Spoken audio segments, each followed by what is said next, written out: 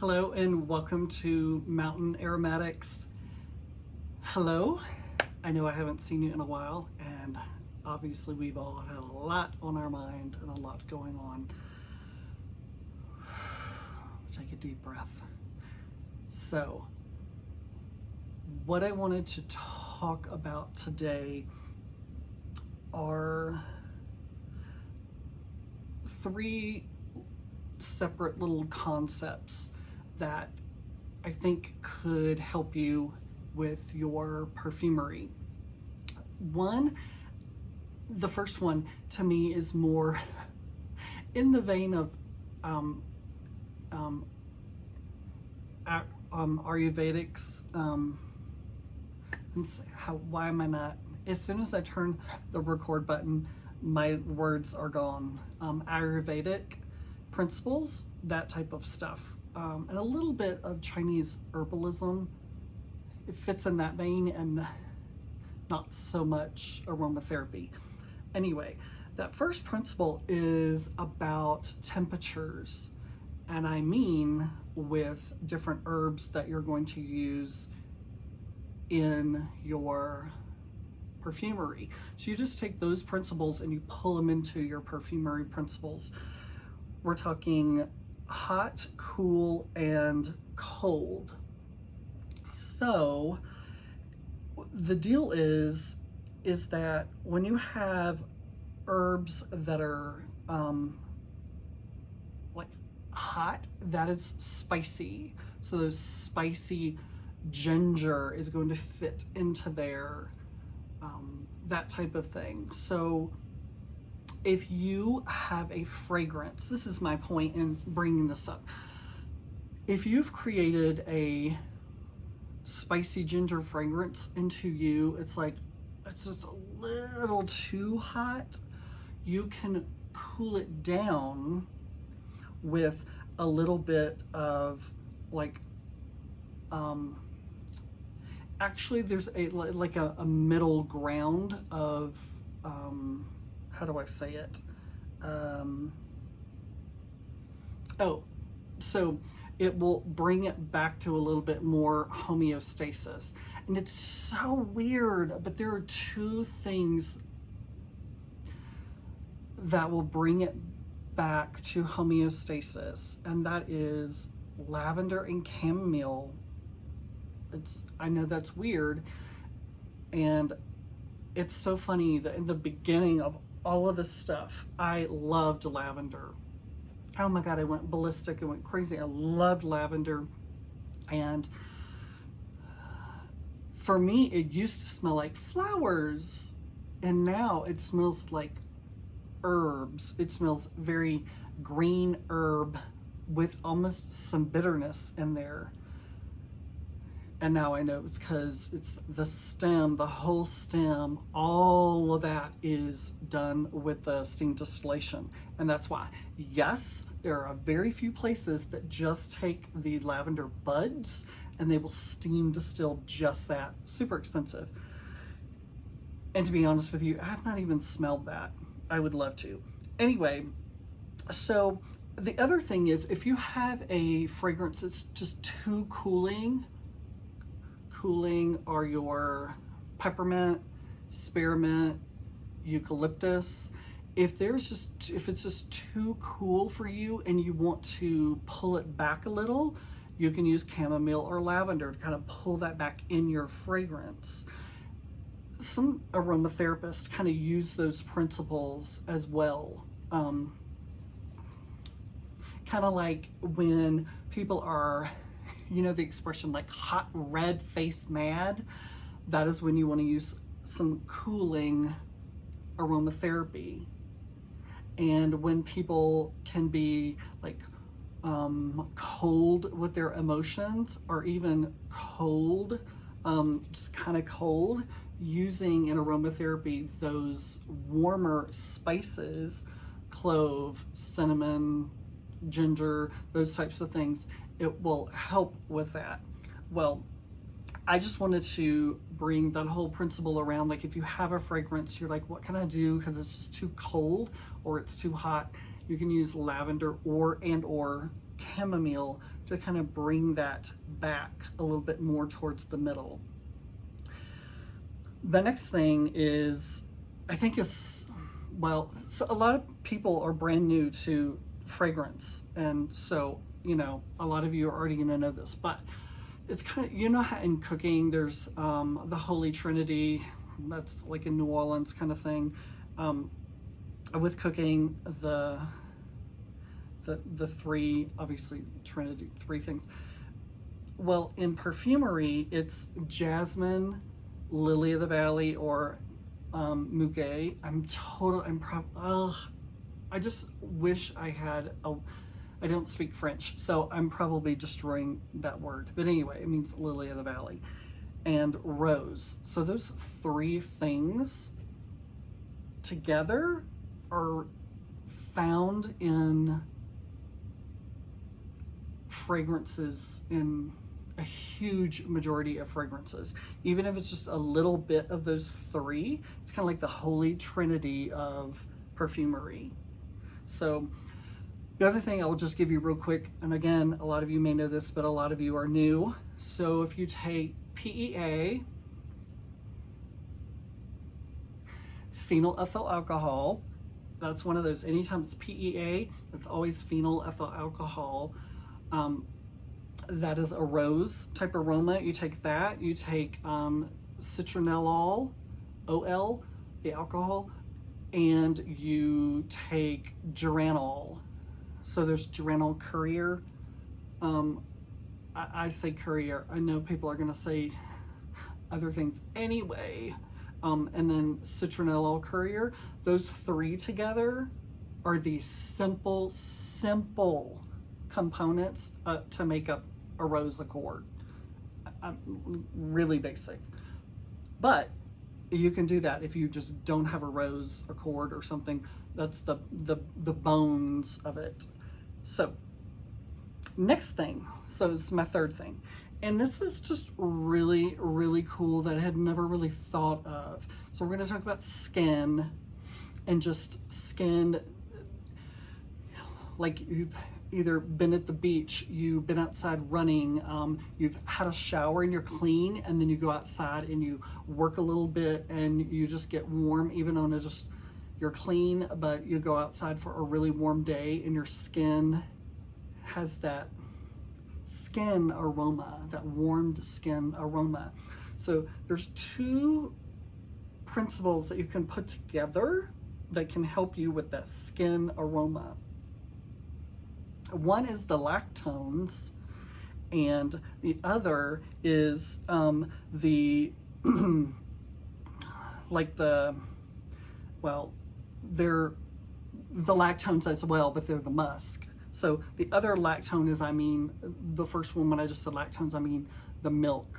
But if you take the lactones and then the musk lactones and put those together, because it's funny, well, it's actually pretty simple. So when you have an infant, and yes, I've held many of infants. I am incredibly good with infants, newborns, babies. I've just always been good with them. I love it, and I still nanny now. Like, I love infants and kids and all of that kind of stuff. That's my background. So anyway, you smell the head, the top of the head of an infant, and that's that milky smell.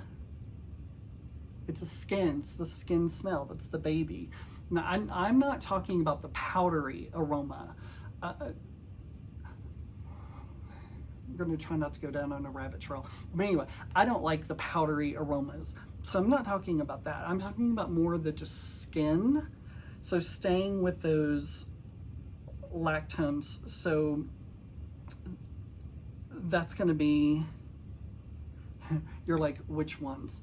So the lactones that I'm talking about is methyl liatone.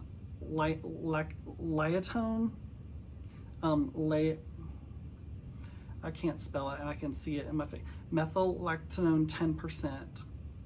That is, to me, the purest, milkiest, cleanest aroma And anytime I need a milky aroma that is not like coconut, because a lot of the lactones are like gamma hexalactone, gamma, what are some of the other ones? Heptalactone, gamma octalactone, hexalactone, so that's 6 and 8. Those are gonna be, they can tend to give a little bit of a coconut smell. And some people are really fine with that, because think about it, a lot of times people think about that beachy smell. Now it'll really become beachy if you're looking for that with your adding the benzyl salicylate. That can make it the suntan lotion type. So I'm discounting that and saying no, I'm talking about more the skin type. So the musk that I would add that give the skin are going to be, okay, I just pulled 3. So the musk. So probably the number 1 like skin musk for me, because there's a bunch out there, but for me is Aurelione, Aurelione. That's by Symrise. And then Globanone. Globanone is definitely rounded and has a creamy, that's the word, very creamy. So it still fits, to me, really blends well with those other lactones that are very creamy as well. And then to get away from, a little bit away from the creaminess, it can be balanced with Habanalide. Habanalide is from Firmenich, and it can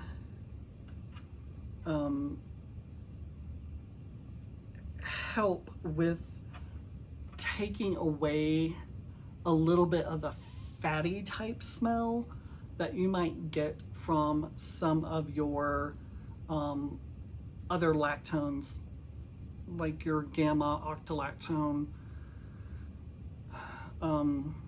the hexalactone. The hexalactone I really do like. It's a little bit, it adds a little bit of sweetness, and sometimes you can have that sweet sweat, and so that's another one. And put all those together, and people have been begging for an accord. There you go, there's your accord. All of those, put those together, and you have a great like skin, musky skin accord. And that is just what I wanted to go over. And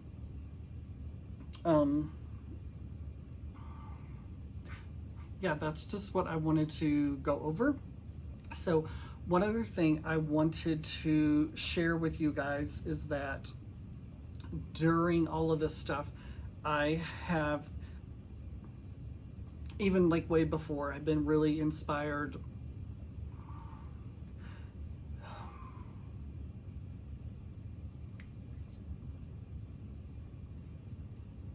one other thing I wanted to share with you guys is I've been inspired over the last more than year with Roxana Cooper, and she makes cold pressed soap as well. And I've used her soap, so it's not like, oh, I don't really know, I just know about it. No, I know it because I've had it on my skin many a times. So anyway, lots of research goes into that before you can even do it, which I didn't even know, but I've been doing research, all that kind of stuff. I want to share with you my first batch of cold pressed soap that I've ever done in my entire life.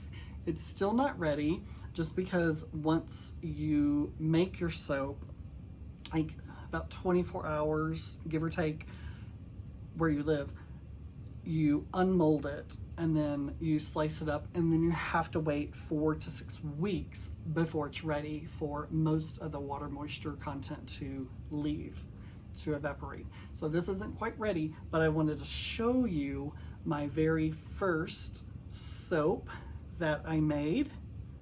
And yeah, it is strawberry, and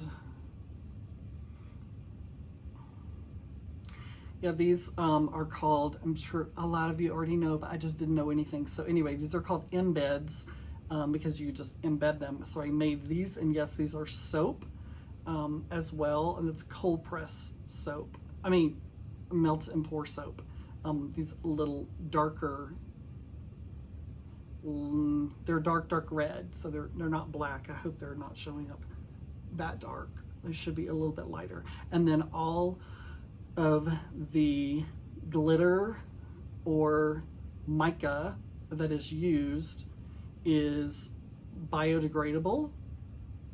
So it's awesome, like completely biodegradable. So made of completely different stuff, no plastic at all. So anyway, it smells so good. What? And so on my new videos that I'm gonna be showing you some new things that I have made and created. And on my next video, my second soap that I've ever made, I'm going to unmold with you here. So I have no idea what it looks like on the inside, but I'm gonna unmold it in front of you. And it could be I don't think it's gonna be a disaster, but I'm new at this. So anyway, but I don't know, I just wanted to share, this is my very first one, and I think it looks really good. The color is how I wanted it to be, and it smells way better than I thought it was gonna be. Yeah, so anyway, thank you so much for joining me, and I will see you on the next Mountain Aromatics.